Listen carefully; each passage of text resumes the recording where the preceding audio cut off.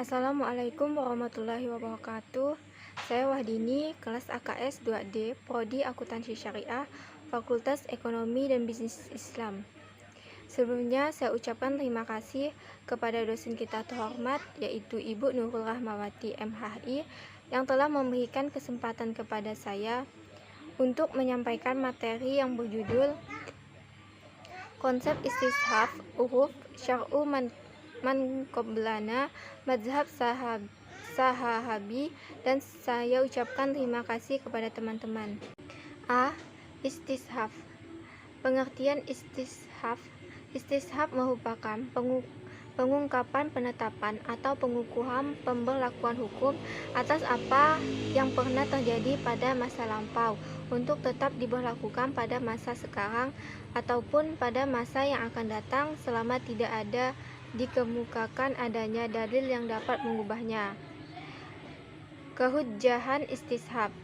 Segolongan dari pengikut Syafi'i, Jumhur Hanabilah, dan sebagian ulama Malikiyah berpendapat bahwa istishab itu sah dijadikan sebagai hujjah dan wajib diamalkan dalam segala hal yang tetap keberadaannya dengan dalil, selama tidak ada keraguan tentang ketetapannya itu.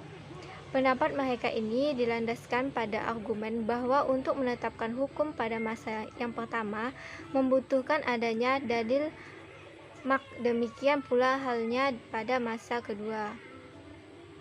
Penerapan metode istishab. Istishab baru dapat dilakukan setelah terlebih dahulu merujuk kepada Al-Quran dan Sunnah. Kalau tidak ditemukan, baru menggunakan istishab, baik dalam menetapkan atau menafikan hukum sesuatu. B. Uruf. Pengertian uruf. Uruf adalah kebiasaan mayoritas manusia yang telah bersifat umum dan telah menjadi kegiatan rutin yang berulang-ulang kali terlaksana, sehingga tidak diragukan lagi di kalangan umum dan sudah sama dimaklumi. Syarat-syarat pemberlakuan uruf sebagai dalil hukum. Yang pertama, bahwa ada uruf itu sudah menjadi tradisi pada khalifnya. Maksudnya kebiasaan itu tidak asing lagi bagi masyarakat umum dan sering dilaksanakan. Yang kedua, bahwa ada uruf mengandung hukum ketika lahirnya. Maksudnya bahwa pelaksanaan timbul setelah urfu, bukan setelah lahir uruf. Yang ketiga, uruf tidak berlawanan dengan kejelasan suatu ungkapan. Maksudnya, uruf tidak berlawanan dengan ungkapan yang sering digunakan oleh masyarakat. Yang keempat, uruf tidak menyalahi nas atau dalil syar'i dan qadhi. C. Syar'u man qoblana. Pengertian syar'u man qoblana. Syar'u man qoblana adalah syariat sebelum Islam. Maksudnya adalah hukum-hukum yang telah disyariatkan umat sebelum Islam yang dibawa oleh Nabi dan Rasul terdahulu dan menjadi beban hukum untuk diikuti oleh umat Nabi Muhammad.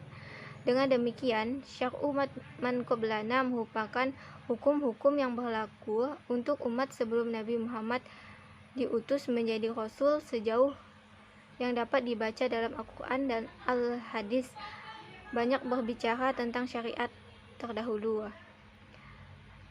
Kehujjahan syar'u man qoblana. Para ulama berpendapat mengenai apakah syariat sebelum kita itu menjadi dalil dalam menetapkan hukum bagi umat Nabi Muhammad. Kaidah syar'u man qoblana ini dimasukkan Al-Ghazali ke dalam 4 kaidah yang tidak disepakati oleh para ulama ushul. Pendapat mereka dapat dikelompokkan sebagai berikut.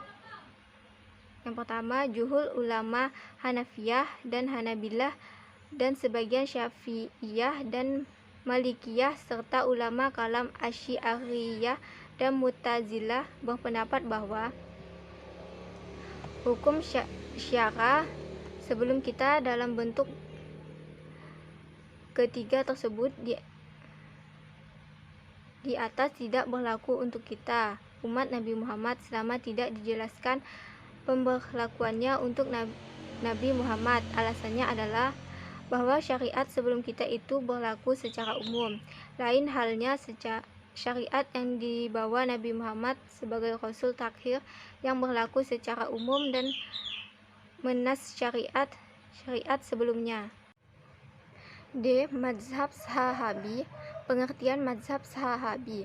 Yang dimaksud dengan mazhab Sahabi atau pendapat sahabat ialah pendapat para sahabat yang tentang suatu kasus yang dinuklir para ulama baik berupa fatwa maupun ketetapan hukum.